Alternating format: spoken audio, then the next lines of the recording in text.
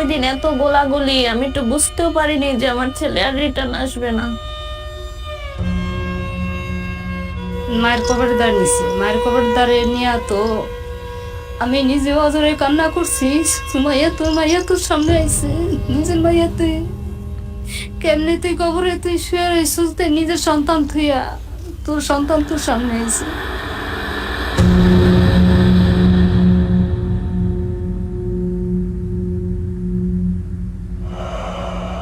এই ফুলাফান যে মারছে, আমার ফুলাফান আমার সন্তানটা গেছে, আমার যেরম লাগতে আছে আরো আরো মার বুকটা এরম জরা জরা করিয়া লাইছে।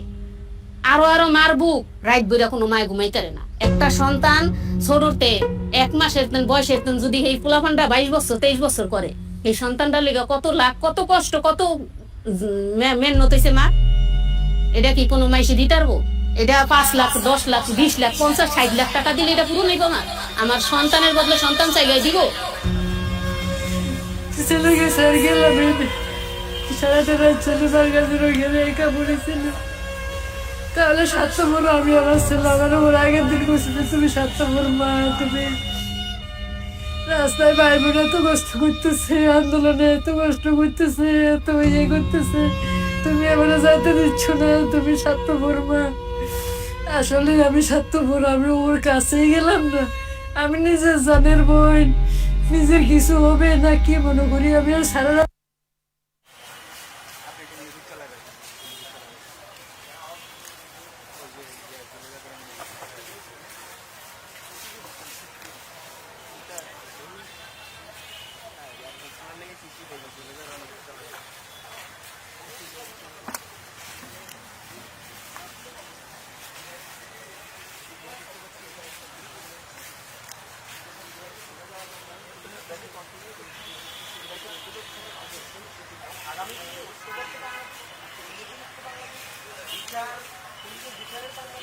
চমৎকার একটি বাংলাদেশ গঠনের জন্য আমাদেরকে জুলাই বাঁচিয়ে রাখতে হবে।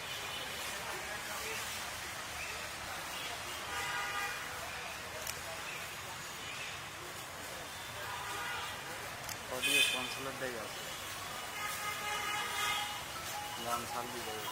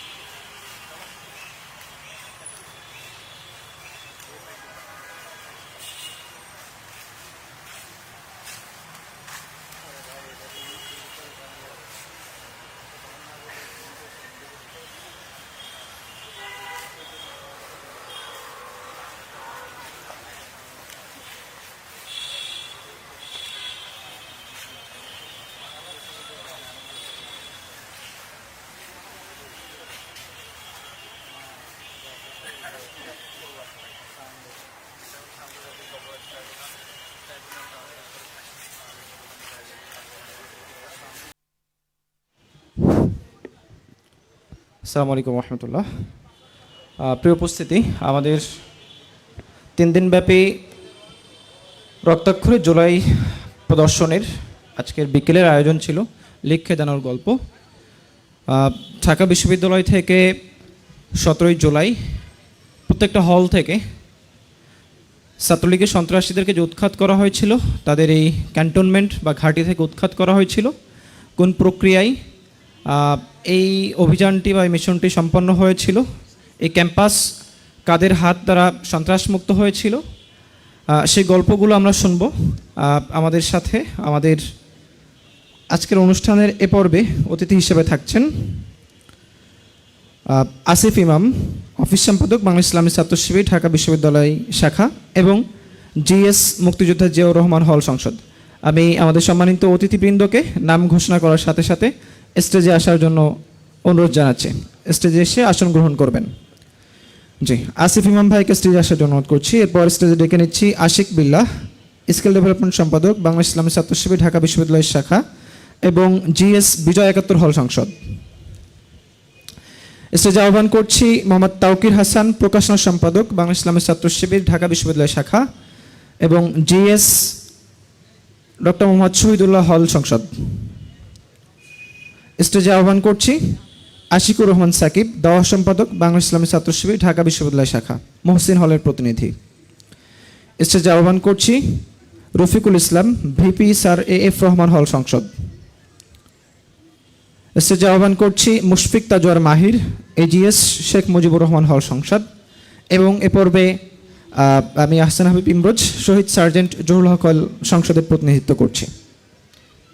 জি, শুরুতেই আমাদের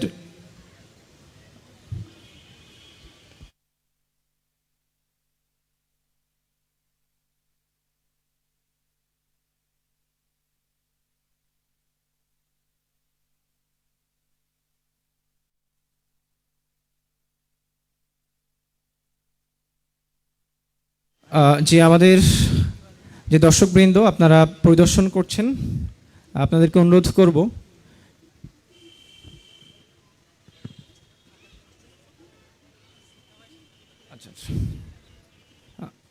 আমাদের এখনই শুরু হতে যাওয়া অনুষ্ঠানে শ্রোতা হিসেবে অংশগ্রহণ করার জন্য। আমরা খুব অল্প সময়ের মধ্যে শুরু করব।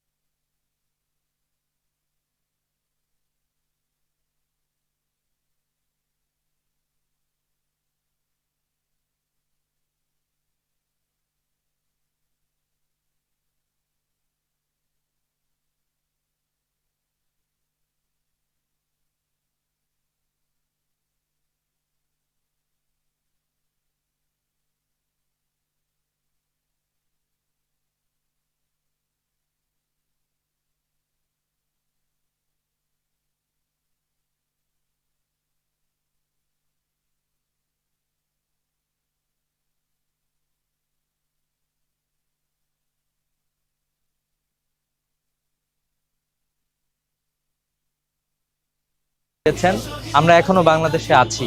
ইসলামী ছাত্র শিবিরের কর্মী হিসাবে, বাংলাদেশের তরুণ প্রজন্মের অংশ হিসাবে আমরা এটা বলতে চাই যে বাংলাদেশের মানুষের যে আকাঙ্ক্ষা ছিল, সে আকাঙ্ক্ষা বাস্তবায়ন করেই আমরা আমাদের সে আকাঙ্ক্ষা বাস্তবায়ন করা না পর্যন্ত আমরা রাজপথ ছাড়ব না ইনশাআল্লাহ।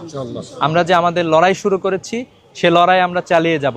আমরা দেখেছি আমাদের লড়াইয়ের অগ্রনায়ক শহীদ করা হয়েছে।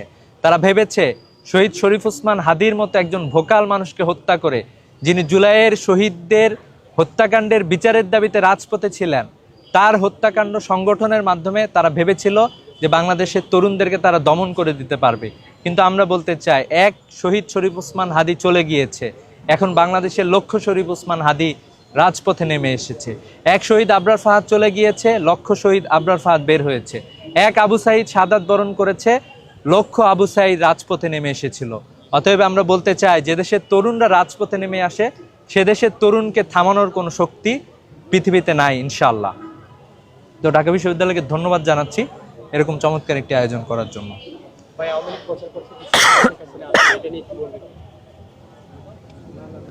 হ্যাঁ, শেখ হাসিনা আসলে লক্ষণ সেনের মতো পালিয়ে গিয়েছে। আপনারা সবাই জানেন যে লক্ষণ সেন 1204 সালে বাংলাদেশের মসনদ ছেড়ে চলে গিয়েছিল, খিড়কি দিয়ে পালিয়ে গিয়েছিল। এরপরে বাংলাদেশে একটি সুন্দর শাসন প্রতিষ্ঠা হয়েছিল। আমরা সুলতানি আমল দেখেছি এবং বাংলাদেশের সমৃদ্ধি আমরা দেখেছি। একইভাবে আওয়ামী লীগ বাংলাদেশ থেকে পালিয়ে গিয়েছে ভারতে, শেখ হাসিনা পালিয়ে গিয়েছে। তার হাতে সব ধরনের এজেন্সি ছিল, সব ধরনের ক্ষমতা ছিল, এরপরেও সে ক্ষমতায় টিকে থাকতে পারে না। ঠিক আছে, তো আমরা মনে করি জাস্ট সে একটা বাংলাদেশে যারা আওয়ামী লীগের আছে, যারা কম বুঝে, যে তারা বিশ্বাস করেন যে নেত্রী আসতে পারে, এই মনে করে কিছু মানুষ রাজপথে নামবে আর জনগণ তাদেরকে গণপিটুনি দিবে। আমাদের কাছে এটাই মনে হচ্ছে শেখ হাসিনার উদ্দেশ্য। এছাড়া শেখ হাসিনা আসার কোনো সম্ভাবনা আমি দেখছি না। তবে বাংলাদেশ সরকারকে বলবো অনতিবিলম্বে শেখ হাসিনাকে বাংলাদেশে নিয়ে আসা হোক। যেই মানুষটা বাংলাদেশে 2000 মানুষের গণহত্যার সাথে যার নির্দেশে সংগঠিত হয়েছে, তার বিচার প্রত্যেকটা শহীদ পরিবার দেখতে চায়। আমরা বিশ্বাস করি শেখ হাসিনা আসবে এবং তাকে ফেরত নিয়ে আসা হবে একমাত্র তার বিচার কার্য সম্পাদনের জন্য।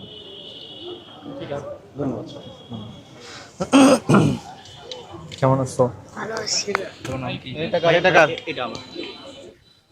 আন্তরিকভাবে দুঃখ প্রকাশ করছি আমাদের এই পর্বে অনুষ্ঠানটি যথাসময়ে শুরু করতে না পারার জন্য। আমরা এখনই শুরু করতে যাচ্ছি। শুরুতেই পবিত্র কোরআনে হাকিম থেকে তেলাওয়াত নিয়ে আসার জন্য অনুরোধ করছি ওবায়দুল্লাহ বাইজিদ, হাফেজ ওবায়দুল্লাহ বাইজিদ। পবিত্র কোরআনে হাকিম থেকে তেলাওয়াত করছেন হাফেজ মোহাম্মদ ওবায়দুল্লাহ বাইজিদ।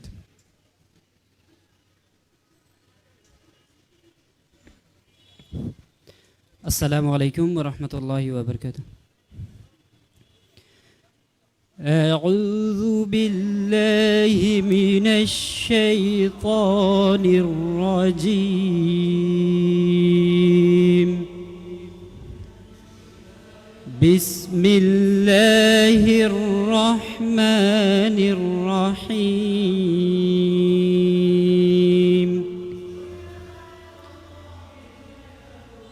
إذا جاء نصر الله والفتح ورأيت الناس يدخلون في دين الله أفواجا فسبح بحمد ربك واستغفره إنه كان توابا। অনুবাদ: যখন আল্লাহর সাহায্য ও বিজয় আসবে এবং আপনি মানুষদেরকে দেখবেন তারা দলে দলে ইসলামে প্রবেশ করছে, তখন আপনি আপনার রবের প্রশংসা সহ তাসবিহ পাঠ করুন এবং তার কাছে ক্ষমা প্রার্থনা করুন। নিশ্চয়ই তিনি তাওবা কবুলকারী এবং দয়াময়। আসসালামু আলাইকুম।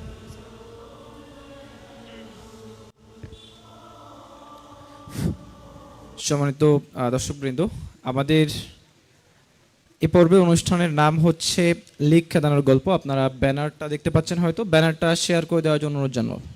স্ক্রিনে ব্যানারটা শেয়ার করে দেওয়ার অনুরোধ জানাচ্ছি। আজকে ঢাকা বিশ্ববিদ্যালয়ের সন্ত্রাস প্রতিরোধ দিবস। এদিনেই ঢাকা বিশ্ববিদ্যালয়ের সবগুলো হল থেকে একযোগে ছাত্রলীগের সন্ত্রাসীদেরকে উৎখাত করা হয়, ক্যাম্পাস সন্ত্রাসমুক্ত হয়। আমরা সেই উত্তাল সময়ের গল্প শুনব, শ্বাসরুদ্ধকর সেই স্মৃতিচারণ আমরা শুনব। জুলাই এর গল্প শুরু করা যায়, কোনো একটা পয়েন্ট থেকে শুরু করা সহজ, কিন্তু এটা শেষ করা মুশকিল। গল্পগুলো এত উত্তেজনামুখর এবং এর গভীরতা, আবেগ এবং অনুভূতির মাত্রা এত বেশি, এটা শেষ করাটা মুশকিল হয়ে যায়। আমাদের যে সকল বক্তাবৃন্দ স্টেজে উপবিষ্ট আছেন, আপনাদেরকে অনুরোধ করব যে আপনাদের স্মৃতি চারণ করতে শুরু করলে হয়তো প্রত্যেকেই 2 ঘন্টা 3 ঘন্টা করে বলতে পারবেন, কিন্তু আমাদের সময়ের মারাত্মক রকম স্বল্পতা রয়েছে। অল্প কিছুক্ষণের মধ্যেই মাগরিবের রক্ত হবে। আপনারা সর্বোচ্চ 10 মিনিটের মধ্যে আপনাদের গল্পগুলো শেষ করবেন। খুব সংক্ষেপে একবারে সিগনিফিক্যান্ট যে মুভমেন্টগুলো ছিল সেগুলো শুধু উঠিয়ে নিয়ে আসার চেষ্টা করবেন।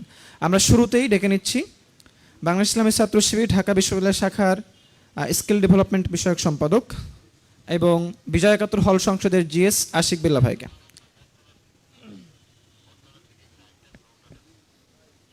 আসসালামু আলাইকুম ওয়া রাহমাতুল্লাহ। নাহমাদুহু ওয়া নুসাল্লি আলা রাসূলিল কারীম, আম্মা বাদ। 17 জুলাই 2 বছর আগের যে স্মৃতি, সেই স্মৃতিচারণের যে সুযোগ প্রদান করা হয়েছে সেই জন্য কৃতজ্ঞতা প্রকাশ করছি। আসলে খুব সংক্ষেপে শেষ করাটাও কঠিন, তবে আমি চেষ্টা করব শুধুমাত্র যে জায়গাগুলো টার্নিং পয়েন্ট হিসেবে কাজ করেছে বা অনুভূতির জায়গাতে খুব তাজা হয়ে আছে, সবসময় স্মৃত হতে থাকে, সেই জায়গাগুলো একটু আপনাদের সামনে স্মরণ করার। আবার তো 14 তারিখ রাত থেকে ঢাকা বিশ্ববিদ্যালয়ের পরিবেশ খুব বেশি উত্তপ্ত হতে থাকে। 14 তারিখ 15 তারিখ মারামারি, ছাত্রলীগের যে সন্ত্রাসী অ্যাক্টিভিজম তার প্রতিরোধ। 16 তারিখে ছিল ছাত্রলীগ যে হামলাটা করেছে তার বিরুদ্ধে একটি বিশাল প্রতিক্রিয়া ছিল 16 তারিখ ছাত্রদের, শিক্ষার্থীদের। তো 16 তারিখ থেকেই মূলত এই যে ক্যাম্পাস ছাত্রলীগ মুক্তকরণের যে প্রচেষ্টা বা পরিকল্পনা সেটা বাস্তবায়ন শুরু হয় 16 তারিখ রাত থেকেই।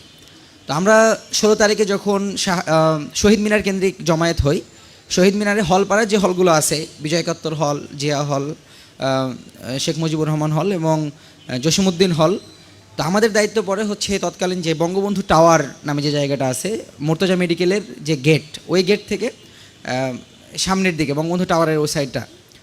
তো ওই সময়টাতে আমি লক্ষ্য করি যে জিয়া হল এবং বিশেষ করে হচ্ছে জসিমউদ্দিন হল, তাদের সিনিয়রদের মধ্যে আগে থেকেই হচ্ছে ছাত্রলীগের বিরুদ্ধে একটা প্রতিরোধ, মানে আজকে তারা তখন যেটা সমস্যাটা হচ্ছিল, কারণ আমরা যখন 15 তারিখ যে মারামারি ছাত্রলীগের সাথে হয় ক্যাম্পাসে, তারপরে হলে ঢোকাটা একটু কঠিন হয়ে যাচ্ছিল, কারণ প্রত্যেকেই অনেকগুলো গ্রুপে যুক্ত আছে কোটা আন্দোলনের, পাশাপাশি হচ্ছে প্রত্যেকের মোবাইলে ছবি আছে। তো ছাত্রলীগ হল গেটে ছবি দেখে দেখে কে সিনিয়র কে জুনিয়র এটা বিবেচনা ছিল না। জুনিয়ররা দেখা যাচ্ছে ফার্স্ট ইয়ার সেকেন্ড ইয়ারে ছাত্রলীগ করতেছে, তারা খুব অ্যাগ্রেসিভলি সিনিয়র ফোর্থ ইয়ার মাস্টার্সের শিক্ষার্থীদেরকে পেটাচ্ছে। তো এই মুহূর্তে যারা কোটা আন্দোলনের যাদের নেটওয়ার্কটা ভালো ছিল, জিয়া হল, জসিমউদ্দিন হল, এই সময় তারা একটা স্ট্রং সিদ্ধান্ত নেয় যে আমরা হলে যাব এবং যদি ছাত্রলীগ কোনো প্রতিক্রিয়া দেখায় তাহলে আমরা ছাত্রলীগকে পিটা বের করে দেবো। তো ওই সময়টা ওই আসর থেকে মাগরিবের সময় এই আলাপ আমি শুনছি। তো আমাদের মধ্যেও তখন আমাদের বিজয়গতর হল একটা বিশাল হল, তখন সবচেয়ে বড় আর্টস ফ্যাকাল্টি যে হলগুলো আছে তার মধ্যে সবচেয়ে বড় হল শিক্ষার্থীদের দিক থেকে। তো এখানে কোটা আন্দোলনের যারা সমন্বয়ক ছিলেন, হল সমন্বয়ক, তারাও হলে থাকতেন না, হলের বাইরে থাকতেন, এরকম ছিল। আমরা সমন্বয়কদেরকে চিনতাম না। তো এই সময় নিজেদের মধ্যে ট্রাস্টি পার্সন কম ছিল, যে কাকে বিশ্বাস করব।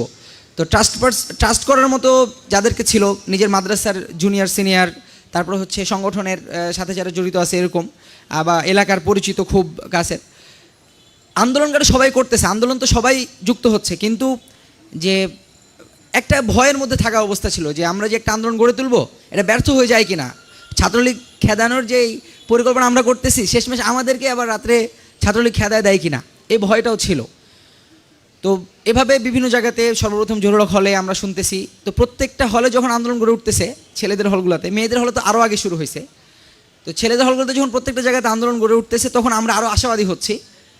এবং প্রথম যেই 15 তারিখ থেকে প্রতিক্রিয়াটা শুরু হয় ছাত্রলীগকে ডন্ট কেয়ার ভাবে নিয়ে আসা, সেটা হচ্ছে শিক্ষার্থীরা ছাত্রলীগের যারা করতো বা ছাত্রলীগ করতো না করতো, হলে যারা থাকতো তাদেরকে ছাত্রলীগ একটা গ্রুপে অ্যাড করে দিত, মেসেঞ্জার গ্রুপে। তো সেই গ্রুপ থেকে লিভ নেওয়াটা ছিল একটা দুঃসাহসিক ডিসিশন। সেই সময় আমি হলে থাকতেছি, কিন্তু আমি ছাত্রলীগের যে জোনাল গ্রুপ, মানে পলিটিক্যাল গ্রুপ মেসেঞ্জার, সেখানে লিভ নিচ্ছি। তো এইভাবে আন্দোলনটা শুরু হয় মূলত। তো এই ক্ষেত্রে সাহসী ভূমিকা রাখে শিক্ষার্থীরা। এবং 16 তারিখ রাত্রে আমার সাথে জড়িত যে স্মৃতি, সেটা হচ্ছে যে আমাদের আমি আরবি বিভাগের শিক্ষার্থী মাস্টার্সের।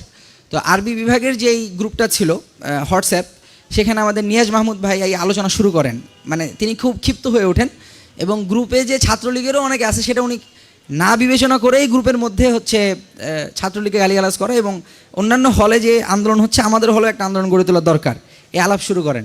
মেসেঞ্জার এবং হোয়াটসঅ্যাপ দুই গ্রুপেই এই মেসেজ আছে। তো তখন আমরা যারা একটু হচ্ছে পরিচিত ছিলাম, তো আমি বললাম যে ভাই এভাবে তো ওপেনলি একটা গ্রুপের মধ্যে আলাপ করলে দেখা যাবে যে আপনার পরিকল্পনা বাস্তবায়ন হওয়া কঠিন। তো আমরা আরেকটা গ্রুপ খুলি, সেখানে খুবই কম শিক্ষার্থী, আমার 71 ফাইটার্স নামে, মানে আমাদের বিজয় 71 হল, তো 71 ফাইটার্স। তো সেখানে আলাপ করা হয় যে এখন কিভাবে কি করা যায়, কোন দিকে। তো 5টা থেকে আমরা আশাবাদী হয়ে উঠি যে হলে যারা ছিল সবাই ভয়ে ছিল, আর আমরা 16 তারিখ রাত্রে অনেকে হলে ঢুকতে পারি নাই, হলের আশপাশে ছিলাম। তো আমরা 5টার পরে 6টা 7টার দিকে মূলত হল এবং হলের বাহির থেকে শিক্ষার্থীরা বাহির যারা ছিল তারা ভিতরে ঢোকা শুরু করে। আর হলের ভিতরে আনুমানিক ফজরের পর থেকে তো হচ্ছে আলাপ শুরু হয়, বাট 7টা 7:30 পৌনে 8টার দিকে হচ্ছে টিভি রুম কেন্দ্রিক একটা হচ্ছে জড়ো হওয়ার প্রবণতা শিক্ষার্থীদের মধ্যে, যে অনেক হলেই তো প্রায় সম্পূর্ণ হয়ে যাচ্ছে লিগ তাড়ানোর যে প্রসেস বা সন্ত্রাসী মুক্তকরণ।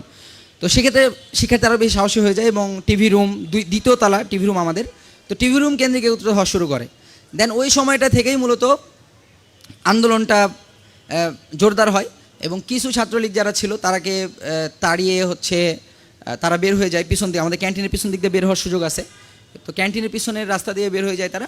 পাশাপাশি হলের সামনের গেটটা দিয়ে জসিমউদ্দিনের সামনে দিয়ে হলপাড়া দিয়ে বের হয়ে যায়, এরকম কিছু আছে। তারপরে শুরু হয় হচ্ছে ছাত্রলীগের ওই সময়কার যাদের মোটরসাইকেল ছিল, সাইকেল ছিল, শিক্ষার্থীদের ক্ষোভ, মানে ধরেন 17 বছরে এখানে অনেক শিক্ষার্থী আছে যারা ছাত্রলীগের নির্যাতনের কারণে, মানে যদি শুধু কোটা আন্দোলন নির্যাতন না ধরি, কোটা আন্দোলন নির্যাতনের আগেও যে নির্যাতন তারা করেছে, সেই নির্যাতনের কারণে অনেক শিক্ষার্থী পড়ালেখা পারফেক্টলি সম্পন্ন করতে পারে না, 4th ইয়ারে পড়ার কথা পড়তেছে 3rd ইয়ারে, 2nd ইয়ারে, এরকম। আর নির্যাতন তো আছেই, শারীরিক মানসিক নির্যাতন। তো সেই ক্ষোভের জায়গা থেকে ছাত্রলীগের প্রত্যেকটা রুম, যে সকল রুমগুলো তারা দখল করে রাখছিল, যেটা তাদের রুম হওয়ার কথা না, আমাদের হলটা একটা বেডে 2 জন শিক্ষার্থী করে থাকে, যে হলে আগে থাকার কথা ছিল একটা রুমে 4টা বেড, 4টা বেডে 4 জন শিক্ষার্থী থাকবে, কিন্তু ছাত্রলীগ হল না ছাড়ার প্রবণতা থেকে রুমগুলো একটা বেডে 2 জন করে থাকা, যেটা অনেক ক্ষেত্রে কষ্টকর, বেডগুলো এত সংকীর্ণ ছোট। তো এ অমানবিক এবং দুর্বিষহ জিন্দেগি যাপনে ছাত্রদেরকে বাধ্য করছে ছাত্রলীগ। তো এই ধরনের যে রুমগুলো তারা একজন থাকতো, একটা 4 জনের রুমে, বা যেখানে 8 জন থাকতো, অনেক ক্ষেত্রে 16 জন থাকতো ফার্স্ট ইয়ারে, তো সেই সকল রুমের স্পেস দখল করে 1 জন 2 জন করে থাকতো। তো এই ধরনের সকল রুম হচ্ছে শিক্ষার্থীরা রুমের জিনিসপত্র ফেলে দেয় তাদের, মানে আমরা যখন রুমগুলোতে ঢুকেছি তখন যেটা আশ্চর্যের বিষয়, শিক্ষার্থীরা ক্যান্টিনের খাবার ভালো না, শিক্ষার্থীদের হচ্ছে অন্যান্য সার্ভিস ভালো নাই, অডিটোরিয়াম ভালো নাই, জিমনেশিয়াম ভালো নাই, ইনডোর গেম রুম ভালো নাই, অথচ এইদের রুমগুলোতে প্রবেশ করলে দেখা যায় যে তাদের বিলাসী জীবন, মানে একজন একটা রুমে থাকে, সোফা আছে, টিভি আছে, অনেক রুমে ফ্রিজ আছে, তারপর হচ্ছে খুবই দামি দামি পেন্টিং আছে। তো এই ধরনের প্রবণতা শিক্ষার্থীদের ক্ষোভকে, মানে তাদের ওই সময়ের ক্ষোভকে আরও বাড়িয়ে দেয়। তো আনুমানিক দুপুরের মধ্যে আমরা হচ্ছে বিজয় একাত্তর হলকে পুরোপুরি ছাত্রলীগের সাইন মুক্ত করা হয়, মানে এভরিথিং, তাদের সকল চিহ্ন মুছে ফেলা হয় হল থেকে। তো এরপরে প্রভোস্ট স্যার, যারা হচ্ছে তৎকালীন প্রভোস্ট আব্দুল বাসির, বলা চলে যে ছাত্রলীগকে পুরোপুরি সাপোর্ট দিয়ে আসছে এই ধরনের তাদের নির্যাতন নিপীড়নের ক্ষেত্রে। তৎকালীন শুধু প্রভোস্ট না, হাউস রিটার যারা ছিলেন এবং পুরো বিশ্ববিদ্যালয়ের প্রশাসন সিস্টেমটাই হচ্ছে ছাত্রলীগকে এই ধরনের নির্যাতন করার জন্য সর্বোচ্চ সহযোগিতা করছে। তো আমরা হচ্ছে প্রভোস্ট স্যারকে জবাবদিহিতার অধীনে আনার চিন্তা করা হয় ওই সময় শিক্ষার্থীরা সবাই মিলে, এবং প্রভোস্ট স্যারকে কল দেওয়া হয় যে স্যার আপনি আসেন। আমরা প্রভোস্ট স্যারের অনুপস্থিতিতেই স্যারের রুমে প্রবেশ করি এবং হচ্ছে ওয়েট করতে থাকি। স্যার অনেক লেট করেন, তারপরে আবার সিনেট মিটিং ছিল। তো আমরা সকল হলের মতোই আমাদের হলে একটা চার্টার পাস হয় যে কী কী নীতিমালা থাকবে। এতদিন ধরে হলে কোনো নীতিমালা নেই, এখনও প্রশাসন একই সিস্টেমে কোনো নীতিমালা ডেভেলপ করতেছে না। নীতিমালা ডেভেলপ না করার মানেই হচ্ছে স্বেচ্ছাচারিতা। এখনও বর্তমান প্রশাসন আবার একই সিস্টেমের মধ্যে চলে যাচ্ছে যে নীতিমালাগুলো ক্লিয়ার করতেছে না, সিট নীতিমালা ক্লিয়ার করতেছে না। তো ওই সময় ছাত্ররা প্রত্যেকটা হলে নিজে নিজে হল পরিচালনার একটা নীতিমালা ক্লিয়ার করে, প্রায় 10 দফা, কেউ 12 দফা, আমরাও করি। আমাদের 10 দফা নীতিমালা ছিল ওখানে। তো সেখানে স্পষ্টভাবে বলা হয় যে আজকের যে ছাত্রলীগ মুক্তকরণ বা প্রভোস্টদের দায়বদ্ধকরণের যে আন্দোলন, এই আন্দোলনে যে শিক্ষার্থীরা সহিংসতার, মানে শিক্ষার্থীরা যে প্রোটেস্টটা করেছে, এই প্রোটেস্টের কারণে যে ক্ষতিগুলো হয়েছে হল সংসদ ভেঙে ফেলা হয়েছিল। হল সংসদ এখন যে হল সংসদ হলের সার্বিক উন্নয়নের জন্য প্রশংসিত, হলের ক্যান্টিন, হলের সিঙ্গেল সিট, হলের এক্সটেনশন, সকল কিছুর জন্য প্রশংসিত, সেই সময় হল সংসদ ছিল হলের সকল নির্যাতনের জন্য ঘৃণিত, মানে আমাদের হলে বিশেষত বিজয় একাত্তর হলে। তো হল সংসদ ফুললি ডিস্ট্রয় করে দেওয়া হয়, হল সংসদের সকল কিছু ভেঙে ফেলা হয়। এমনকি যারা হল সংসদের নেতা ছিল তারাও হচ্ছে হল সংসদের যে লিডার বোর্ড, এই বোর্ডটাও ভেঙে ফেলা হয়। তো এরপরে আমরা এভাবেই মূলত ছাত্রলীগ মুক্ত করা হয়। প্রভোস্ট আসেন, স্বাক্ষর করেন, কিন্তু খুবই মানে নিমরাজি, উনি খুবই সম্মত না। এবং শিক্ষার্থীদের সামনে ঠিক আছে, হ্যাঁ আমরাও তো এরকমই চাই ক্যাম্পাস, এই ধরনের একটা নাটক তখনও তিনি জারি রাখছেন। তো যাই হোক, এরপরে সিনেট থেকে একটা খুবই হতাশাজনক সিদ্ধান্ত আসে যে হলের কারেন্ট, গ্যাস এবং বিদ্যুৎ অফ করে দেওয়া হবে, শিক্ষার্থীদেরকে ছাড়তে হবে। পুলিশ ক্যাম্পাসে প্রবেশ করে।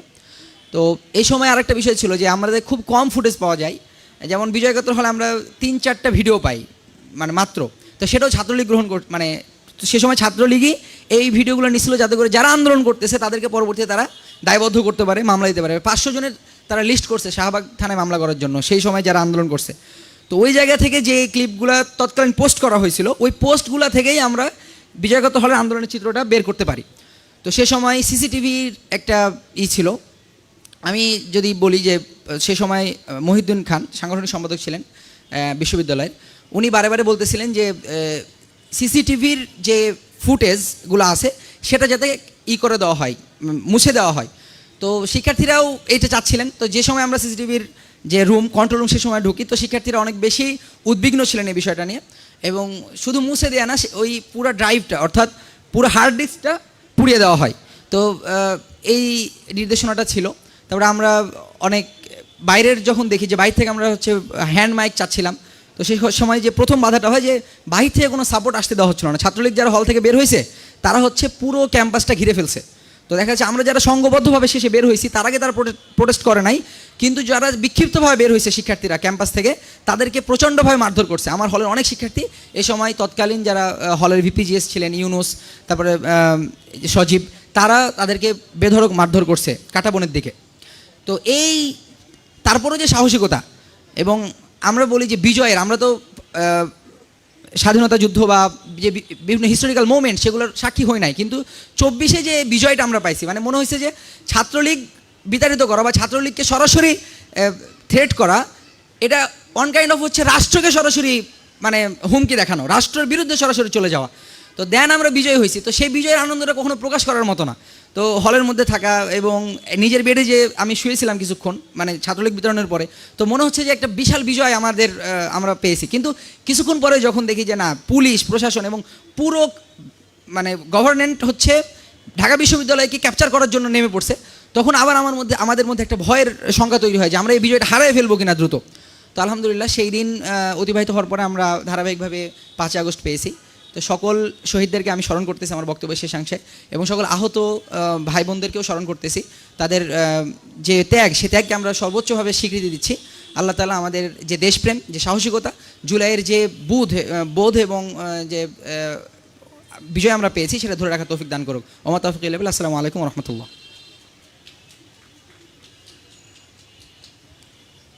জি, শুক্রিয়া জানাচ্ছি আশিক বিল্লাহ ভাইকে। এ পর্যায়ে আমরা লেখাদানুর দ্বিতীয় গল্পের জন্য ডায়াসে আহ্বান করছি শহীদুল্লাহ হলের প্রতিনিধি, ডক্টর মোহাম্মদ শহীদুল্লাহ হলের প্রতিনিধি মোহাম্মদ তাওকির হাসান, প্রকাশনা সম্পাদক বাংলা ইসলামী ছাত্র শিবির ঢাকা বিশ্ববিদ্যালয় শাখা, এবং একই সাথে হল সংসদের জিএস। সংক্ষেপে শেষ করার জন্য অনুরোধ জানাচ্ছি। আউযুবিল্লাহি মিনাশ শাইতানির রাজিম, বিসমিল্লাহির রহমানির রহিম। আসসালামু আলাইকুম রহমতুল্লাহ। প্রথমেই স্মরণ করছি আমাদের জুলাই আন্দোলনের শহীদ যোদ্ধাদেরকে, আল্লাহ তাদের জান্নাতুল ফিরদৌস দান করুক। স্মরণ করছি আহত ভাই বোনদের যারা আন্দোলনে আহত হয়েছেন, তাদেরকে ধৈর্য ধারণ করা এবং তাদেরকে দ্রুত সুস্থতা দান করুক আল্লাহ তাআলা। জুলাই আন্দোলনের একদম যে শুরুটা, এই সময়টা মোটামুটি একদম স্বতঃস্ফূর্তভাবেই আমাদের হলগুলো থেকে আন্দোলন শুরু হয়, যেহেতু কোটা প্রথার বিরুদ্ধে, বৈষম্যের বিরুদ্ধে আন্দোলনটা শুরু হয়েছিল।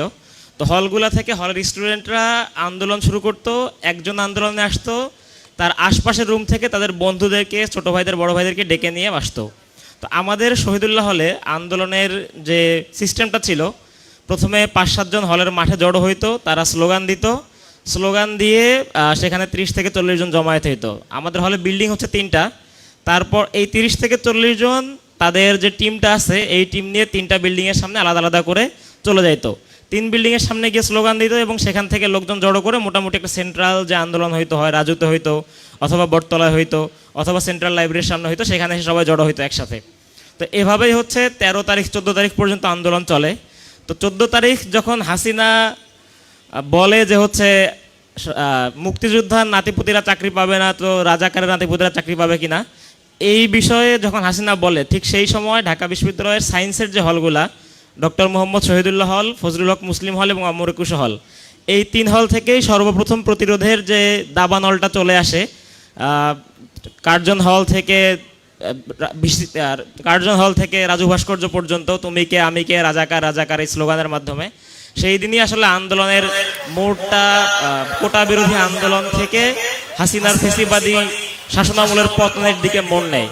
এবং আমি খুবই গর্ববোধ করি এজন্য যে হাসিনার পতনের যে শুরুটা, অর্থাৎ 14 তারিখ রাতের যে তুমি কে আমি কে রাজাকার রাজাকার এই স্লোগান সায়েন্সের এরিয়া থেকে শুরু হয়, এবং আমি পাশাপাশি ডক্টর মোহাম্মদ শহীদুল্লাহ হল থেকে সর্বপ্রথম ছাত্রলীগ বিতাড়িত হয়।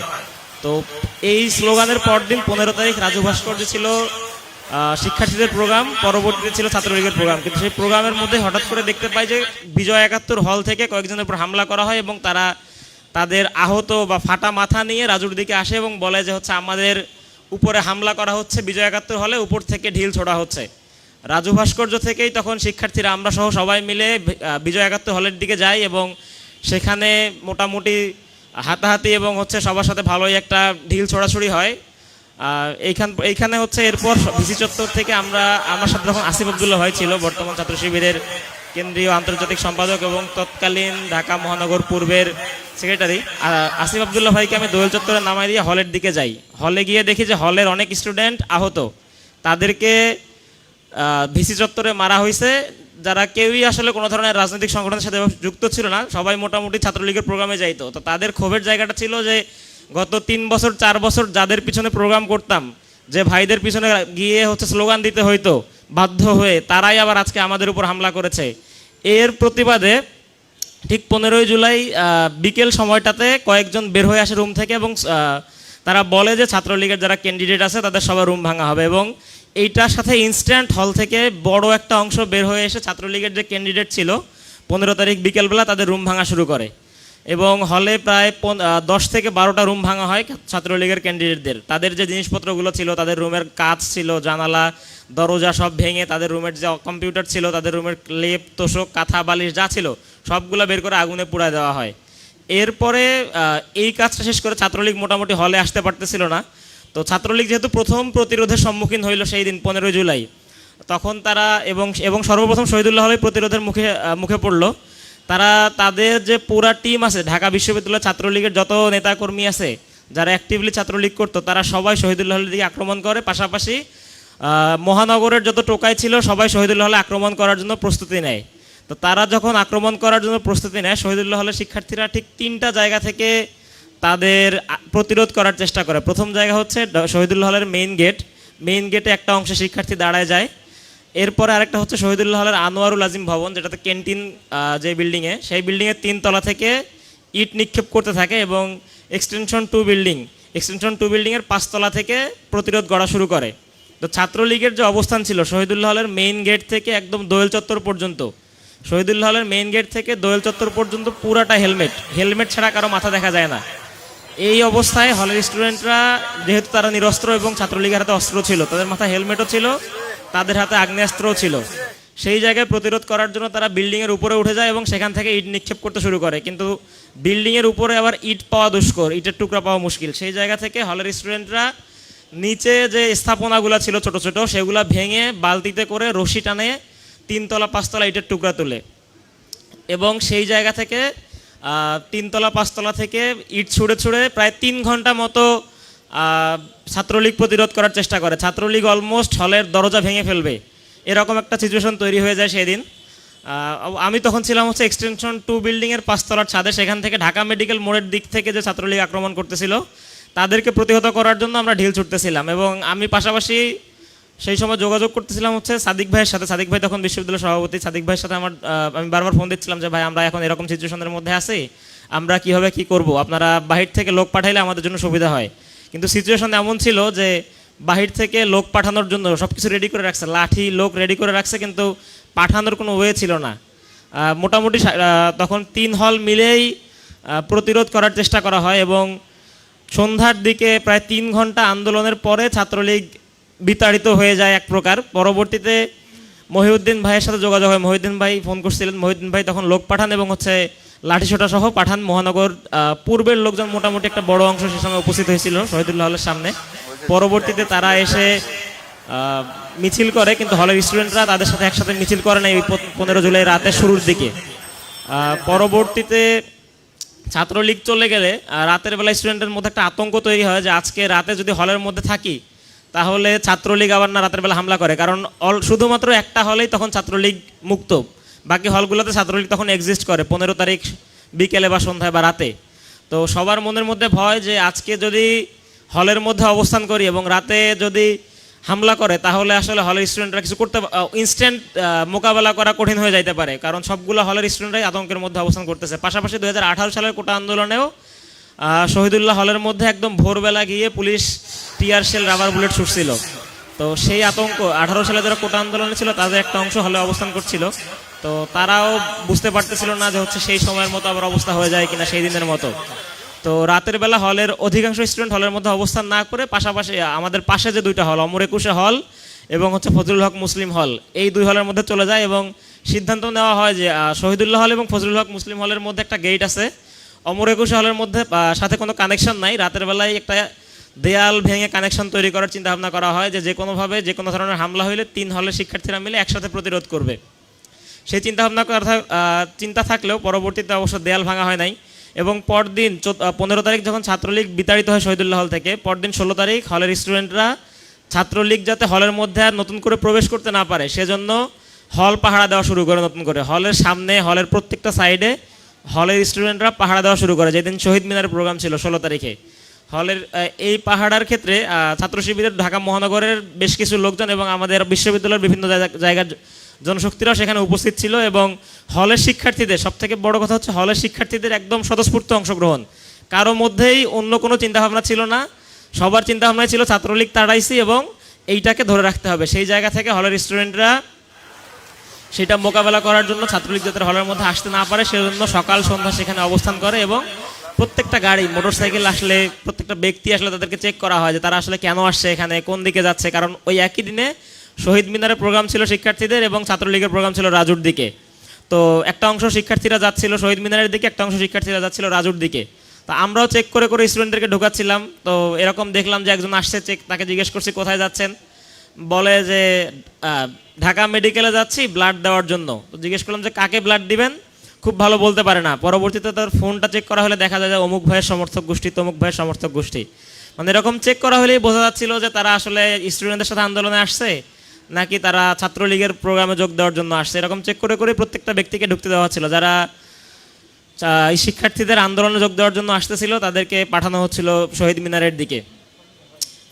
এবং সর্বশেষ যে জিনিসটা বলতে চাই যে 15 তারিখে শহীদুল্লাহ ছাত্রলীগ মুক্ত হইল, 17 তারিখ সকালবেলা আজকের দিনে 2 বছর আগে ঢাকা বিশ্ববিদ্যালয় ছাত্রলীগ মুক্ত হলো এবং ঠিক একইভাবে এর কিছুদিনের মধ্যে অর্থাৎ 34 জুলাই সারা বাংলাদেশ ছাত্রলীগ মুক্ত হলো।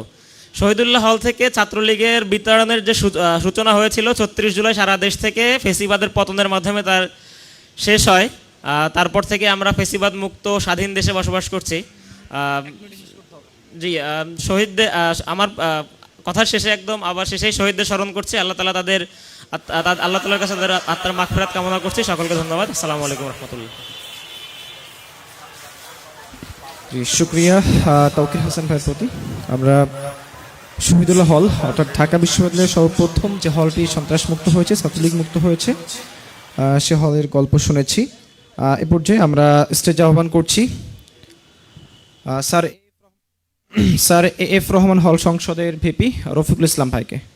স্যার এফ রহমান হল সংসদের ভিপি রফিকুল ইসলাম ভাইয়ের থেকে আমরা স্যার এফ রহমান হল, যেটি ছিল ছাত্রলীগের তৎকালীন সভাপতি সাদ্দাম হোসেনের হল, সেই হল সন্ত্রাসী মুক্ত অভিযান, সেটির গল্প শুনব।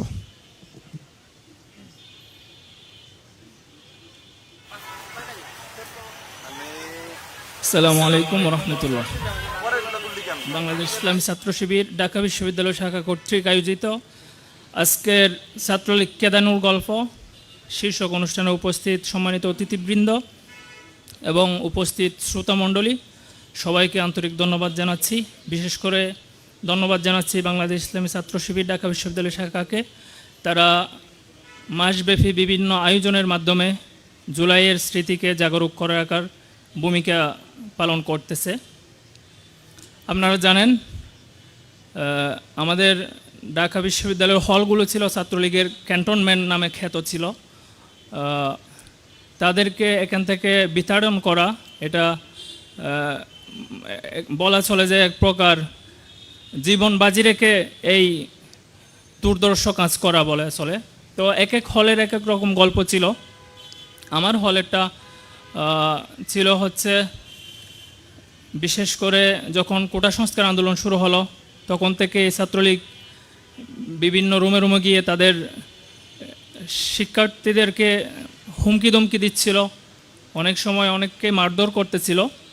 তখন শিক্ষার্থীরা আস্তে আস্তে তাদের প্রতি ক্ষিপ্ত হচ্ছিল যে মানে এরকম একটা যৌক্তিক আন্দোলনও কেন ছাত্রলীগ আমাদেরকে বাধা দিচ্ছে। এটাই ছিল শিক্ষার্থীদের প্রথম ক্ষোভ। এর পরবর্তীতে তো আপনারা জানেন জুলাই শেখ হাসিনা তৎকালীন ফ্যাসিস্ট প্রধানমন্ত্রী তিনি শিক্ষার্থীদেরকে রাজাকার আখ্যা দেয়, তখন বিভিন্ন হল থেকে শিক্ষার্থীরা গেট ভেঙে আমাদের নারী শিক্ষার্থীরা সহ তুমি কে আমি কে রাজাকার রাজাকার স্লোগানে বের হয়ে আসে। এর পরের দিনে ছাত্রলীগ 15 তারিখ বাহির থেকে ঠুকাই এনে আমাদের ঢাকা বিশ্ববিদ্যালয়ের ভাই বোনদের উপর হামলা করে। সেই দিন আমাদের বিশেষ করে আমার হলে ন্যূনতম যাদের মধ্যে বিবেক বোধ ছিল, মানবিকতা বোধ ছিল, তারা সকলে একযুগে পদত্যাগ করে। যারা ছাত্রলীগের পোস্টের নেতা ছিল তারা একযুগে পদত্যাগ করে। পাশাপাশি হচ্ছে যারা অন্যান্য শিক্ষার্থীরাও ছিল তারাও বিভিন্ন হলে যে গ্রুপগুলো ছিল, মেসেঞ্জার গ্রুপ, সব কিছু কিন্তু ছাত্রলীগ দ্বারা নিয়ন্ত্রিত ছিল তৎকালীন। ওই সব গ্রুপ থেকে তারা লিভ নিয়ে নেয়। তো শিক্ষার্থীরা এখন ইনসিকিউর ফিল করতেছিল যে মানে ছাত্রলীগ যদি তাদেরকে আক্রমণ করতে আসে বা হল থেকে বের করে দেয় তখন তারা কি করবে। তখন আমরা একটা পরিকল্পনা করে যে আমরা একটা হোয়াটসঅ্যাপ গ্রুপ খুলি, যেটার নাম হচ্ছে 47তম বিসিএস প্রিপারেশন নামে একটা গ্রুপ খুলি, কারণ যাতে ছাত্রলীগ বুঝতে না পারে যে আমরা তাদেরকে বিতরণ করার জন্য পরিকল্পনা করতেছিলাম। তখন আমরা বেছে বেছে যারা ছাত্রলীগ বিরোধী ছিল তৎকালীন তাদেরকেই শুধুমাত্র অ্যাড করতাম বিভিন্ন বেস থেকে। তো আমরা ওই গ্রুপে আলাপ আলোচনা করতে থাকি। এই পরের দিন হচ্ছে 16 তারিখ আবু সাঈদের শাহাদত হওয়ার সংবাদ যখন আমরা শুনতে পাই তখন সকলেই প্রতিজ্ঞাবদ্ধ হই যে আর পিছপা হওয়া যাবে না, কোনোভাবেই আমরা হল ছাড়ব না এবং হলে থেকেই ছাত্রলীগ এবং এই শেখ হাসিনাকে আমরা বিতরণ করব এদেশ থেকে। তখন শিক্ষার্থীরা আলাপ আলোচনা করতে থাকে। সেদিন রাতে আমরা শুনতে পাই আমাদের রুকেয়া হলের শিক্ষার্থীরা ছাত্রলীগ নেত্রীদের বের করে দিচ্ছে। তখন আমরাও পরিকল্পনা নিই যে কীভাবে আমরা এই আমাদের হল থেকেও মুক্ত করতে হবে। কিন্তু আমাদের হলটা ছিল হচ্ছে তৎকালীন ছাত্রলীগের প্রেসিডেন্ট সাদ্দাম হোসেনের হল। সেই হিসেবে ওই হলটা মানে ছাত্রলীগও বেশি ছিল, পাশাপাশি আমাদেরটা একটু বালনারেবল এলাকা ছিল হচ্ছে নীলক্ষেতের পাশে, যেখানে অন্যান্য কোনো হল ছিল না, আমাদেরকে যে এসে সহযোগিতা করবে সেই সুযোগটাও ছিল না। দেখতে দেখতে সকাল হয়ে গেল, কিন্তু আমাদের শিক্ষার্থীরা এরপরও পরিকল্পনা করতেছে, কিন্তু সমস্যা হয়ে গেছে। ওই দিন তারা ছাত্রলীগ গেটে তালা লাগাইয়ে দেয় যাতে বাহির থেকে কোনো সহযোগিতা আসতে না পারে, কেউ এসে যাতে আমাদের সহায়তা করতে না পারে। কিন্তু এরপরও শিক্ষার্থীরা দমে যাওয়ার পাত্র নয়।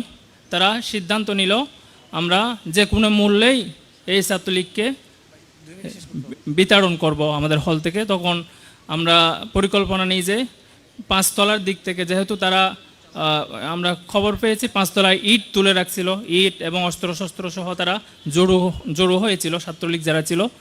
তখন আমরা সিদ্ধান্ত নিই যে তারা যাতে উপর থেকে আমাদেরকে ইট ছুটতে না পারে, আমরা উপর দিক থেকেই আমাদের আক্রমণ বা আমাদের প্রতিরোধটা শুরু করব।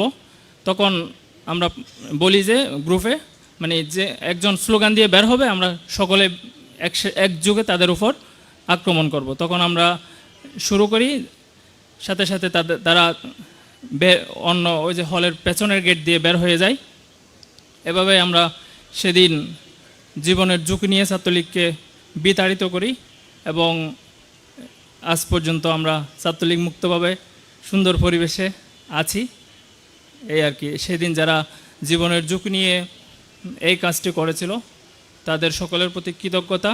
তাদের মধ্যে যারা আহত হয়েছিল তাদের সুস্থতা কামনা করছি এবং যারা আছেন সকলের সুস্থতা কামনা করে আমার এই স্মৃতিচারণ এখানে শেষ করছি। আসসালামু আলাইকুম রহমতুল্লাহ। জি, ধন্যবাদ জানাচ্ছি স্যার এফ রহমান হল সংসদের ভিপি রফিকুল ইসলাম ভাইকে। এ পর্যায়ে আমরা লীগ বিতরণ বা লীগ উৎখাত মিশনের গল্প শুনব। মুক্তিযোদ্ধা জিয়াউর রহমান হল প্রতিনিধি হল সংসদের জিএস আসিফ ইমাম ভাইয়ের থেকে ভাইকে ডায়াসে আসার জন্য আহ্বান জানাচ্ছি।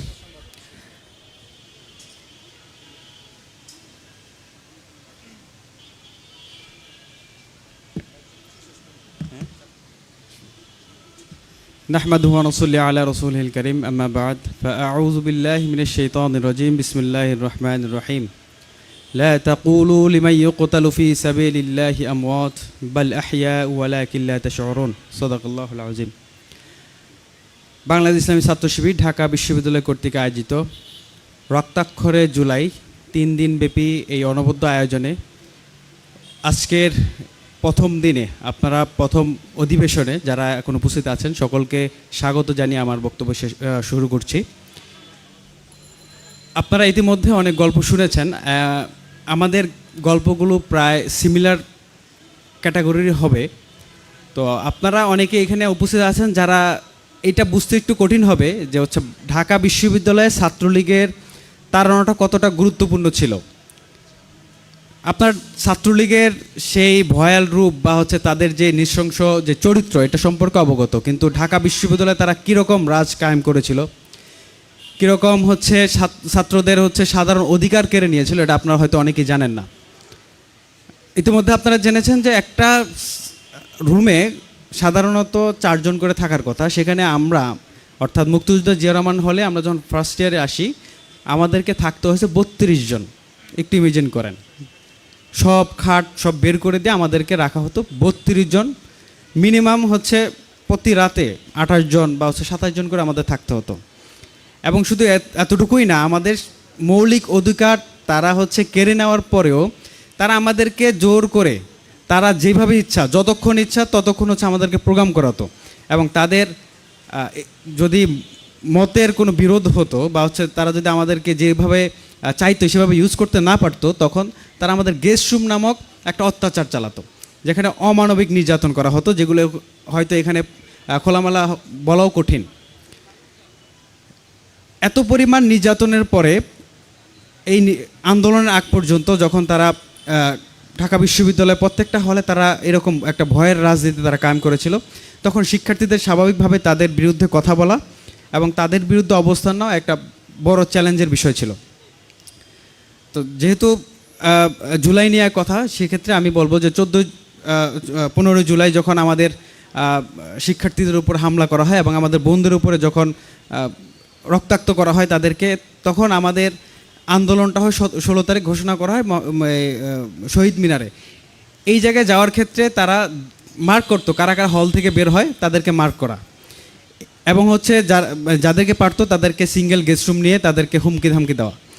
তো আমরা অনেক চেষ্টা করে হচ্ছে আমরা সেই দিন সমাবেশে যোগ দিই, এবং সেই দিন সমাবেশে যোগ দেওয়ার পরে আমরা ফিক্স করে নেই যে আমরা যেহেতু এর আগেও আমাদের উপরে আক্রমণ করা হয়েছে, আমাদেরকে জুলুম করা হয়েছে, তো আমরা এই আন্দোলনে আসার পরে 16 তারিখ এই আন্দোলন এখান থেকে করার পরে আমরা স্বাভাবিকভাবেই আমাদের হলগুলোতে স্বাভাবিকভাবে ফিরতে পারবো না। তো আমরা তখন চিন্তা করেছিলাম যে কি করা যায়, আমাদের হলেও ফিরতে হবে, আমাদের আন্দোলনটাকেও চালিয়ে নিতে হবে।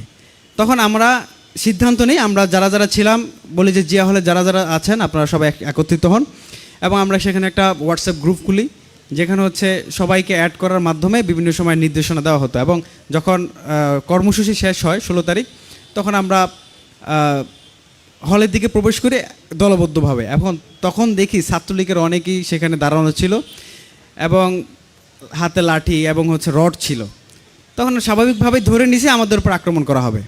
তখন আমরা ঢুকতে ঢুকছি যে যদি কারোর উপরে কোনো ধরনের জুলুম করা হয়, কাউকে গেস্ট রুমে নিয়ে নির্যাতন করা হয়, জাস্ট গ্রুপটাতে কল দিবেন বা হচ্ছে আপনারা গ্রুপে একটা মেসেজ দিবেন, আমরা সবাই মিলে তাদেরকে প্রতিহত করব। তারা হয়তো 30 জন বা 40 জন, কিন্তু আমরা তো 200 বা 300 জন আছি। তো এটা বলতে বলতে ঢুকি, তখন একজন ছাত্রলীগ নেতা সেটা শুনে। তো স্বাভাবিকভাবে একটা ভয়ের বিষয় ছিল আমাদের মধ্যে। 17 জুলাই তার মানে হচ্ছে একদম প্রারম্ভিক মুহূর্ত আন্দোলনের। ছাত্রলীগ বা হচ্ছে আওয়ামী লীগ শেখ হাসিনা বিতাড়িত হবে কি না তখনও কোনো ধরনের নিশ্চয়তা তখনও ছিল না। তো এই ধরনের আন্দোলনে যাওয়া আমাদের জন্য স্বাভাবিকভাবেই কঠিন ছিল। তবে আমরা চিন্তা করেছিলাম যেভাবেই হোক হচ্ছে ছাত্রলীগকে এখান থেকে বিতাড়িত করতে হবে, না হয় আমাদেরকে হচ্ছে তারা বলির পাঠা বানাবে।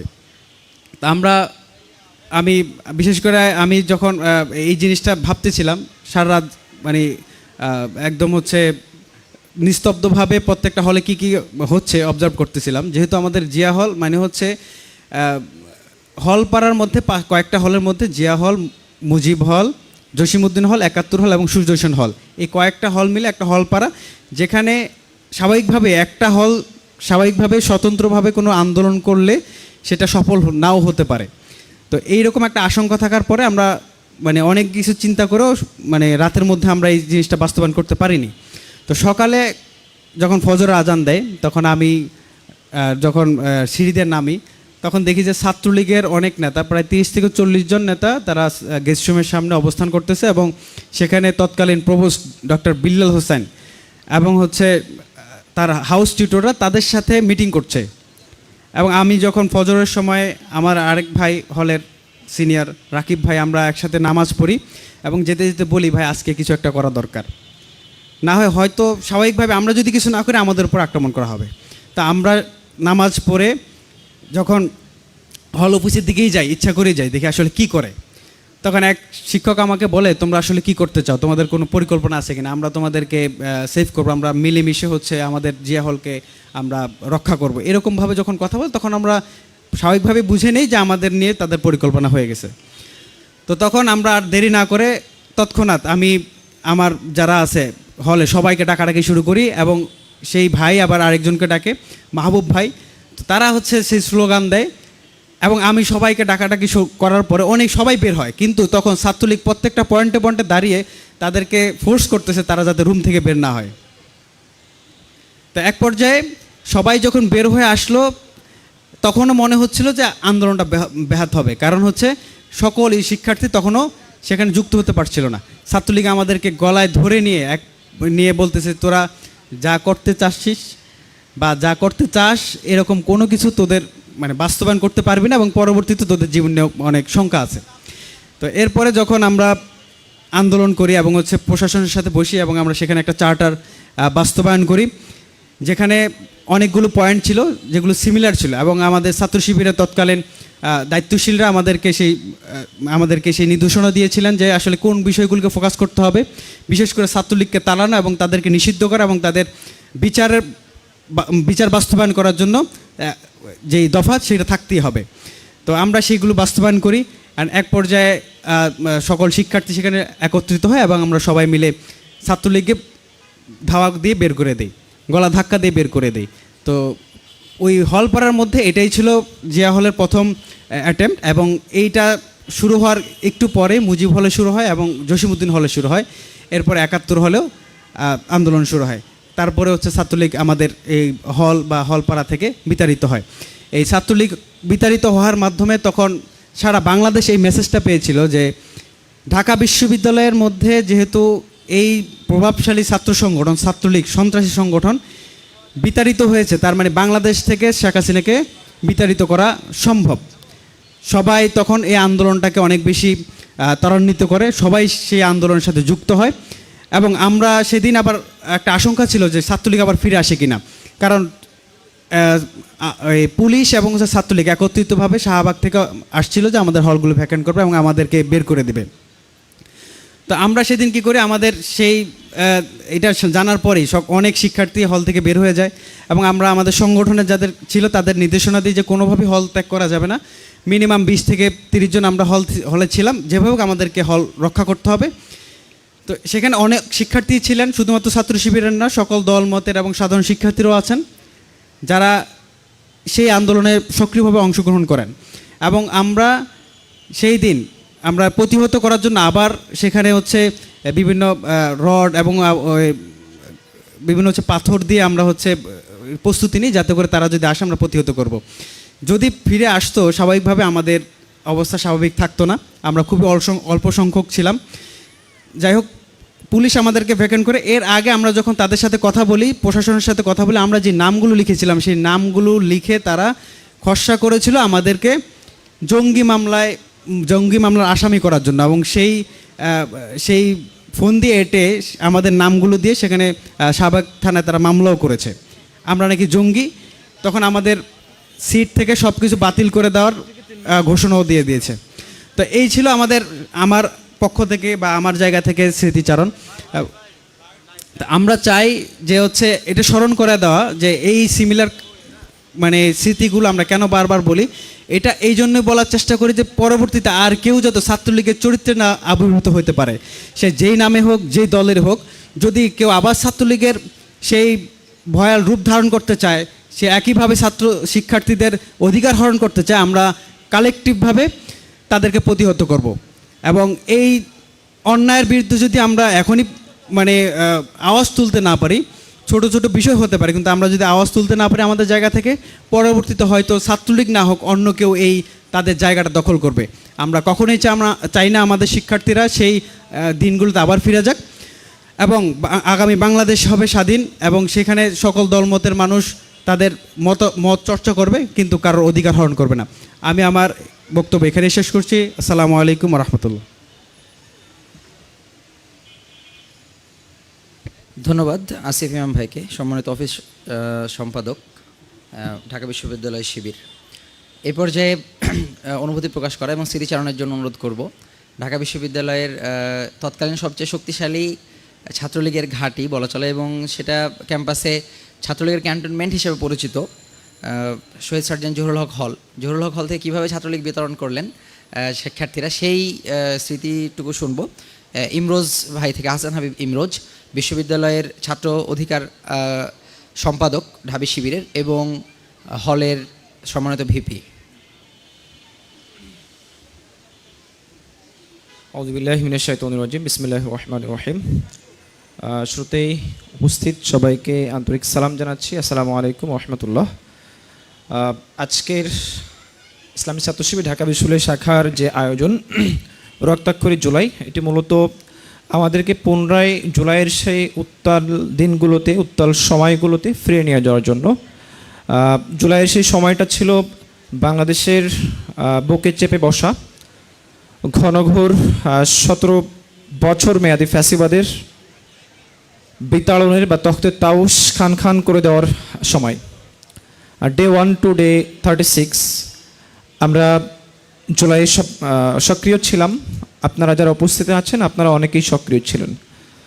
জুলাইয়ের যে শহীদ এবং আহত ভাইয়েরা আছে তাদের প্রতি আমাদের দায়বদ্ধতা রয়েছে। আমরা জুলাইয়ের শহীদ ভাইদেরকে স্মরণ করছি, তাদের আত্মার মাগফিরাত কামনা করছি, এবং যে আকাঙ্ক্ষা থেকে জুলাই আমাদের ভাইয়েরা আহত হয়েছে, পঙ্গুত্ব বরণ করেছে, আমাদের শহীদ এবং আহত ভাইদের সে আকাঙ্ক্ষাকে আমরা যাতে বাস্তবে রূপদান করতে পারি আগামী দিনে, সে প্রত্যয় ব্যক্ত করছি। আমরা আমাদের জায়গা থেকে সর্বোচ্চ চেষ্টা চালিয়ে যাবো ইনশাআল্লাহ। আমি মূল গল্পে যাচ্ছি। 17 জুলাই 2024 সালে ঢাকা বিশ্ববিদ্যালয় থেকে ছাত্রলীগের উৎখাত হয়। ছাত্রলীগ ছিল আওয়ামী ফ্যাসিবাদের ভ্যানগার্ড। ফলে যেদিন ছাত্রলীগের পতন হলো, কার্যত সেদিনই আওয়ামী লীগের পতন হয়েছে, ফ্যাসিবাদের পতন হয়েছে বাংলাদেশ থেকে। প্রশ্ন হচ্ছে, ছাত্রলীগকে যে উৎখাত করা হলো, শিক্ষার্থীদের মধ্যে যে গণজোয়ার তৈরি হলো, ছাত্রলীগের বিষয়ে আনকম্প্রোমাইজেবল একটা সিচুয়েশন তৈরি হলো, একটা মনস্তত্ত্ব তৈরি হলো, এটা কি 2-1 দিনে 15 জুলাই বা 16 জুলাইয়ের ঘটনার মধ্য দিয়ে? একবারে সোজাসাপটা উত্তর না, বরং বিগত 15 বছর যাবৎ এই বিশ্ববিদ্যালয়ের শিক্ষার্থীদেরকে ছাত্রলীগ যেভাবে দাসের মতো ব্যবহার করেছে, সেই দাস প্রথার বিরুদ্ধে এটি একটি স্বতঃস্ফূর্ত গণজাগরণ ছিল, ছাত্র জাগরণ ছিল। আমরা যদি একটু স্মরণ করতে চাই আমাদের সেই গণরুম গেস্টরুমের দিনগুলোতে, বিশ্ববিদ্যালয়ের যেই রুমটি তৈরি করা হয়েছিল 4 জন শিক্ষার্থীর আবাসনের জন্য, সেই রুমে লিগালি ছাত্রলীগের তত্ত্বাবধানে 8 জন করে থাকতো। আর আমরা যারা প্রথম বর্ষে আসতাম, প্রথম বর্ষে যারা শিক্ষার্থী ছিল, আমার খুব মনে পড়ে আমি যখন ঢাকা বিশ্ববিদ্যালয়ে আমার হল প্রাঙ্গণ সার্জেন্ট জহুরুল হক হলে একজন আবাসিক শিক্ষার্থী হিসেবে যাত্রা শুরু করি, আমাকে হল প্রশাসন সিট দেয় নাই, বরং ছাত্রলীগ করতো এমন কয়েকজনের তত্ত্বাবধানে আমাকে হলের 1013 নম্বর রুমে থাকার ব্যবস্থা করা হয়।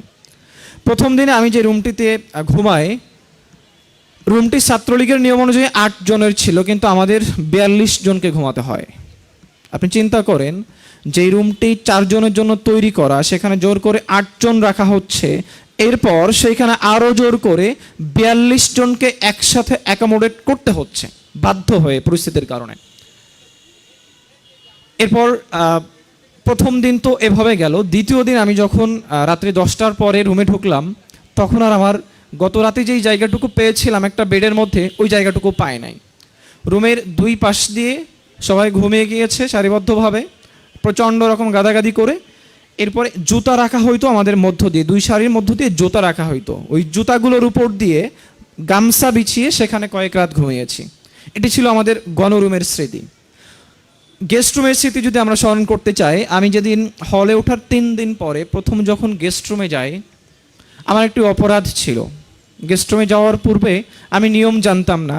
আমি সকালবেলা হলের ক্যান্টিনে নাস্তা করতে গিয়েছিলাম লুঙ্গি পরে। এটি অনেক বড় অপরাধ ছিল এবং সেই অপরাধের জন্য আমাকে জীবনে প্রথমবারের মতো ওই গেস্ট রুমের মধ্যে বিশ্ববিদ্যালয়ের সিনিয়র ভাইয়েরা আমার বাবা মাকে সম্পৃক্ত করে অকথ্য ভাষায় গালিগালাজ করে। আমি একজন অধমপায়ী ছিলাম।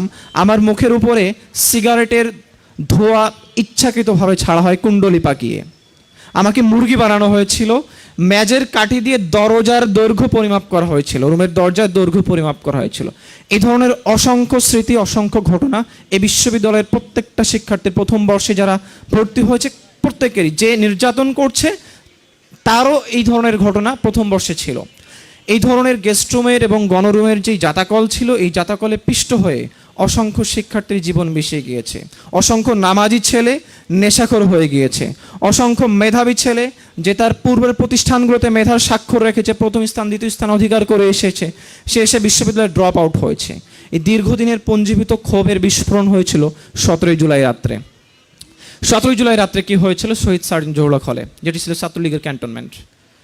মূলত 16 জুলাই যখন আবু সাইদ ভাইয়ের শাহাদাতের সংবাদ আমরা শহীদ মিনারে অবস্থান করা অবস্থায় শুনি, ওই সময়টাতেই সিদ্ধান্ত নিয়ে ফেলেছিলাম যে মুভমেন্টে আমরা নেমেছি, যে আন্দোলনে আমরা নেমেছি, এই আন্দোলন থেকে আমাদের ফেরার পথ একটাই, হয় আমরা শহীদ হব নয়তো আমরা গাজী হব, এছাড়া আমাদের ফেরার কোনো পথ নাই।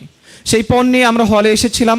সেদিন প্রায় 400-র অধিক শিক্ষার্থী আমরা একযোগে ছাত্রলীগের চোখ রাঙানি উপেক্ষা করে আমরা হলে মিছিল নিয়ে প্রথমবারের মতো প্রবেশ করি এবং হলের গেট থেকে, প্রধান গেট থেকে একবারে হলের যেই মাঠ আছে, খেলার মাঠ, এই পুরো পথটা আমরা স্লোগান দিতে দিতে, স্লোগানে প্রকম্পিত করে আমরা হলে প্রবেশ করি এবং আমাদের এই বোল্ড মুভমেন্ট দেখে, আমাদের দৃঢ় অবস্থান দেখে ছাত্রলীগের যারা নেতা ছিল তারা কিছুটা শঙ্কিত হয়ে পড়েছিল। এরপর কিছু সময়ের জন্য আমি আজিমপুরে আমার বড় ভাইয়ের বাসায় যাই, সেখানে একটু বিশ্রাম নেওয়ার জন্য। বিগত 3 দিন 14 জুলাই রাত্রে তুমি কে আমি কে রাজাকার রাজাকার যে স্লোগানে ক্যাম্পাস প্রকম্পিত হয়েছিল, ওই রাত থেকে আসলে আমাদের এত উত্তেজনামুখর সময় কেটেছে, ঘুমানোর আর সুযোগ হয় নাই। খাওয়া দাওয়া কখন কিভাবে হয়েছে না হয়েছে কোনো হিসাব নাই। শরীর অনেক ক্লান্ত ছিল, একটু বিশ্রাম নেওয়ার জন্য, রাতের খাওয়া দাওয়া সম্পন্ন করার জন্য এবং কিছু বিষয়ে পরামর্শ করবার জন্য বড় ভাইয়ের নিকট গিয়েছিলাম। এবং সেখানে যাওয়ার পরে আমাদের হলে সেই সময় গ্রুপ ছিল কোটার বিরুদ্ধে জহু হল। এই জহু হল গ্রুপে আলাপ চলছিল কিভাবে কি করা যায়। সারা দেশ থেকে এই সংবাদ আসছে, একে একে আমরা 6 জন ভাইয়ের শাহাদাতের সংবাদ পেয়েছি। এই সময়টাতে গ্রুপে আলাপ চলছে, বিভিন্ন জন বিভিন্ন কথা বলছেন। হঠাৎ করে রাত্রি 9:30টার দিকে সম্ভবত আমার হলের ইমিডিয়েট সিনিয়র তারকুজ্জামান ভাই আমাকে ফোন করলেন যে ইমরোজ, আজকে কিছু একটা করো, হলটাকে ছাত্রলীগ মুক্ত করা যায় কিনা দেখো। এর 5 থেকে 10 মিনিট পরে ডাকসুর বর্তমান ক্যারিয়ার অন বিষয়ক সম্পাদক মাঝারুল ইসলাম ভাই তিনি ফোন করলেন, ইমরোজ হলটা ছাত্রলীগ মুক্ত করো, হলটা দখলে নাও। কিন্তু ভাইরা কোনো পথ দেখালেন না, কিভাবে করব, লজিস্টিক্স কোথা থেকে আসবে, কে আমার সাথে মুভমেন্ট করবে, কোনো বিষয়ে কোনো নির্দেশনা দিতে পারলেন না। আসলে সঙ্গত কারণেই পরিস্থিতি ছিল না। আমি পরিকল্পনা করতে থাকলাম, বিভিন্ন জায়গা থেকে ইনফরমেশন নিতে থাকলাম। সবচেয়ে সংখ্যা যে বিষয়টি ছিল, একটি নির্ভরযোগ্য সূত্র থেকে জেনেছিলাম তাদের কাছে আগ্নেয়াস্ত্র আছে এবং 15 তারিখে ছাত্রলীগের যে মুভমেন্ট আমরা দেখেছি, সেই আগ্নেয়াস্ত্রগুলো দিয়ে তারা যদি আমাদের উপর গুলিবর্ষণ করতে, খুব বেশি অবাক হওয়ার মতো কিছু ছিল না। তো সে রিস্ক নিয়ে, সব ঝুঁকি বিবেচনায় নিয়েও রাত্রি 12:45 নাগাদ আমি হলের মেসেঞ্জার গ্রুপে ঘোষণা দেই যে আজকেই ছাত্রলীগ মুক্ত করতে হবে। প্রসঙ্গত একটু বলে রাখি, বৈষম্য বিরোধী ছাত্র আন্দোলনে আমার হলের অন্যতম সমন্বয়ক ছিল হামজা মাহবুব ভাই, যিনি এখন জাতীয় যুব শক্তির ঢাকা মহানগরী কোনো একটি পদে রয়েছেন। উনি 15 জুলাই আহত হয়েছিলেন। সিনিয়রদের মধ্যে একমাত্র উনি হল দখলমুক্ত করার বিষয়ে বোর্ড অবস্থান নিয়েছিলেন, মোটিভেট করতেছিলেন জুনিয়রদেরকে। এরপরে আমার ঘোষণা, মোসাব আবদুল্লাহ নামের আমাদের একজন শিক্ষার্থী আছে, সে ঘোষণা দেয় আমার মেসেজের পরবর্তী সময়, আজকেই হলকে কুত্তালিক মুক্ত করতে হবে। ভাষাটা ঠিক এমনই ছিল। এরপর আমি ঘোষণা দিই যে আমি আসছি, তোমরা রেডি হও, সবাই এক্সটেনশনের টিভি রুমের সামনে আসো। সেখানে আসলাম, রাত্রে 1:15 নাগাদ পৌঁছালাম। যখন পৌঁছেছি তখন মাত্র 6 থেকে 7 জন সেখানে অবস্থান করছে। এই 6 থেকে 7 জনের উপর নির্ভর করে এই বৃহৎ হলটাকে মুক্ত করাটা সম্ভব ছিল না। আমরা অপেক্ষা করতেছিলাম, অন্যদেরকে এঙ্গেজ করার চেষ্টা করছিলাম। ইন দ্য মেন টাইম গ্রুপে একটা মেসেজ আসলো, আলিম রাজি ভাই তিনি ঘোষণা দিলেন। তৎকালীন সময়ের আমাদের হলের পরিচিত মুখ মহিউদ্দিন রনি ভাই, প্রভোস্ট স্যার, ফ্যাসিস্টের পদলেহী প্রভোস্ট আব্দুর রহিম, তিনি তাকে ডেকেছেন। তো আমরাও যেন সাথে যাই, এ ধরনের একটা মেসেজ আসলো। আমরা বললাম ঠিক আছে, আমরা আসতেছি, আপনারা আসেন। আমরা গিয়ে প্রভোস্ট রুমের সামনে দাঁড়ালাম, অবস্থান নিলাম। আমাদের উপস্থিতি লক্ষ্য করে প্রভোস্ট চলে আসলেন এবং তিনি আমাদেরকে ঠিক এভাবেই বললেন, এই তোমরা কি করতেছো, এত রাত ঘুমাও নাই, জেগে আছো, যাও ঘুমাও বাবা, রুমে যাও ঘুমাও, আমি আছি, কোনো সমস্যা নেই, আমি নিরাপত্তার বিষয়ে দেখাশোনা করছি, সার্বক্ষণিক আছি, তোমরা রুমে ফিরে যাও, ঘুমাও। আমরা স্বভাবত রিপ্লাই দিলাম, ঠিক আছে স্যার আমরা যাচ্ছি, অসুবিধা নেই, আমরা এমনি দাঁড়িয়ে আছি। আমরা সবাই ফোনে স্ক্রল করলাম। উনি 2 মিনিট মতো অবস্থান করে রুমের ভেতরে ঢুকে গেলেন। কিছুক্ষণ পরে মহিউদ্দিন রনি ভাই আসলেন, উনি স্যারের রুমে গেলেন। উনি রুমে যাওয়ার 1-2 মিনিট পরে আমাদের মধ্যে আলোচনা, আমরা একটা পর্যায়ে সিদ্ধান্ত নিলাম যে মহিউদ্দিন রনি ভাই একাই হলের শিক্ষার্থী নয়, আমরা প্রত্যেকে হলের শিক্ষার্থী। যদি কোনো আলোচনা করতে হয় এই অদ্ভুত পরিস্থিতিতে আমাদের সবাইকে নিয়েই করতে হবে, অতএব আমরাও এই আলোচনায় সম্পৃক্ত হব। এই ঘোষণা দিয়ে আমরা সবাই একযোগে প্রভোস্ট রুমে চলে গেলাম। আমরা যখন সবাই মিলে গিয়েছি তখন প্রভোস্ট কিছুটা থতমত খেয়ে গেছে এবং তিনি বলেন, সবাই এখানে কেন, কি হয়েছে?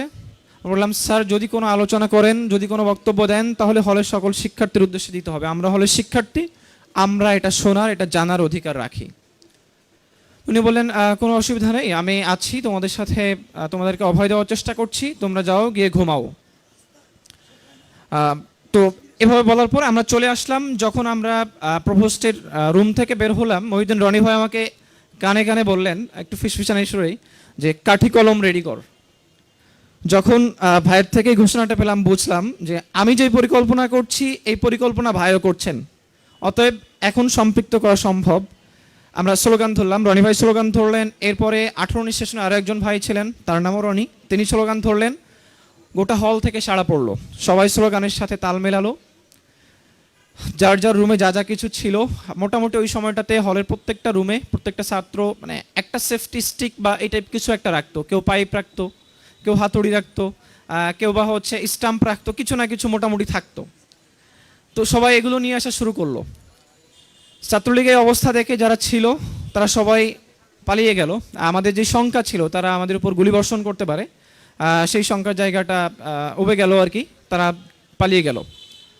এরপর আমরা হল প্রশাসনের সাথে দাবি দেওয়ায় বসলাম। কিছু রুম ভাঙচুর হলো, শিক্ষার্থীরা তাদের ক্ষোভের জায়গা থেকে কিছু রুম ভাঙচুর করলো।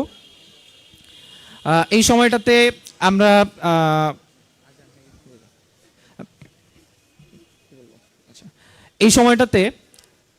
হলের প্রভোস্টের সাথে আমাদের প্রচুর দর কষাকষি চলতেছিল। একজন শিক্ষক এবং ছাত্রের মধ্যে যেই সম্পর্কটা থাকা দরকার, যেইভাবে শব্দ চয়ন করা দরকার, ওইটা আমরা ওই সময়টাতে করতে পারছিলাম না। আমাদের কণ্ঠগুলো উঁচু হয়ে গেছিল। সেটা হয়তো বেয়াদবি হইতে পারে, কিন্তু ওই মুহূর্তের জন্য আমাদের কাছে মনে হয়েছিল যে ওটাই রাইট অ্যাপ্রোচ ছিল।